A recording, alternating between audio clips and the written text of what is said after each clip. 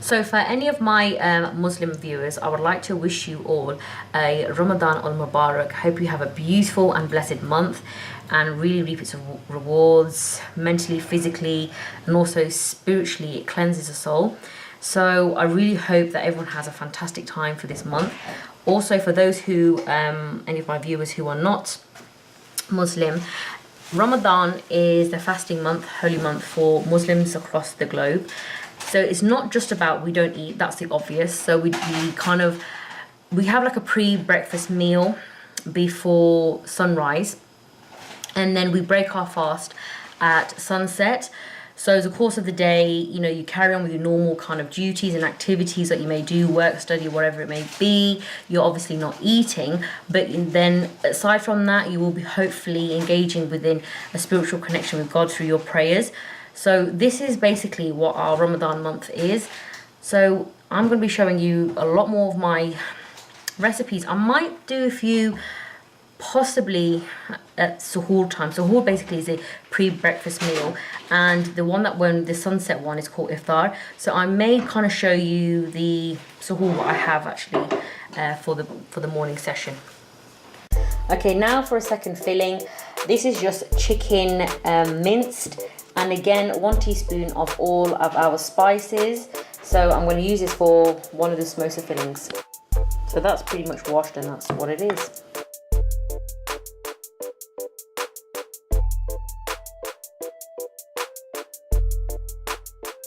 No. Hold on. Right, so you may have noticed one particular ingredient is missing from both the plates that I showed you earlier. We don't have turmeric, which is the yellow one, haldi, so we don't put that in. You can by all means, but within our recipe, we don't do that. Mum, why don't you just throw it all in? No, I'll just explain to everyone what it is. Just being too particular. Just whack it in, love. Go on, that's it. See, job done.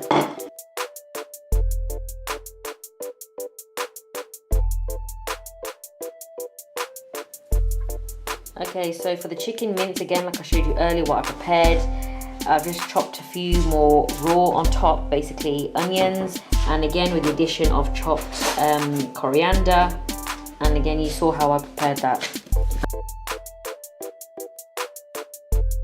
Right, as I showed you earlier for the spring rolls, this is the pastry one. So basically what the filling we're going to put in here, so these are 3 large carrots, just basically shredded. This is only vegetables, by the way. So the filling in here, well, oops, my mum should have done long slices, but by mistake she just cut these scallions, which is also known as spring onions. So about 3 of those. We've got a handful here of bean sprouts. You can get this from any supermarket, and also with rice noodles, again from any supermarket.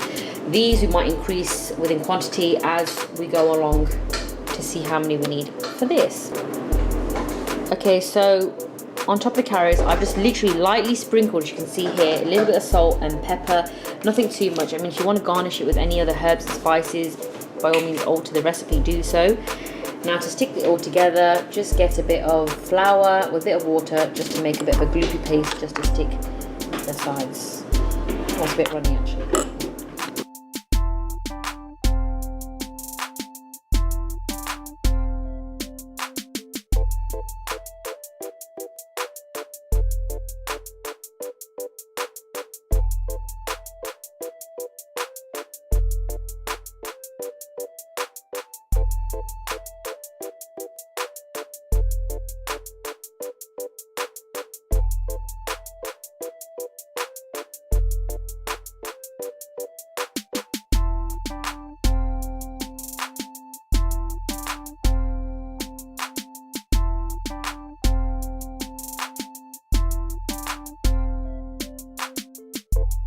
And there we go, we've got one finished product and we've got a few more to go.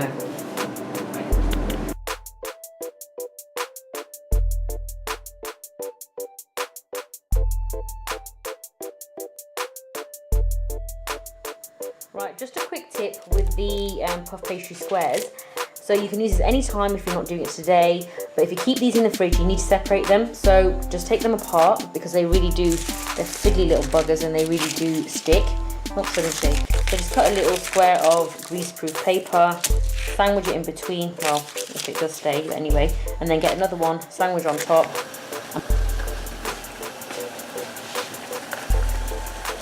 Okay, so now for the puff pastry squares, so the onions were for these squares. Here I have a handful, like smallly chopped mushrooms. These are button mushrooms, by the way. And for the ingredients for this, we've got a tablespoon of cornflour. So we add the cornflour in afterwards once the chicken is nearly done, basically. Okay, so the onions are golden brown, and Indian colander, which go on, just going to put in here. That is 1 breast cubes, and this one, again, just to remind you guys, this is for the puff pastry squares. So all the spices are going in except for the cornflour. Mushrooms in to the chicken for puff pastry squares.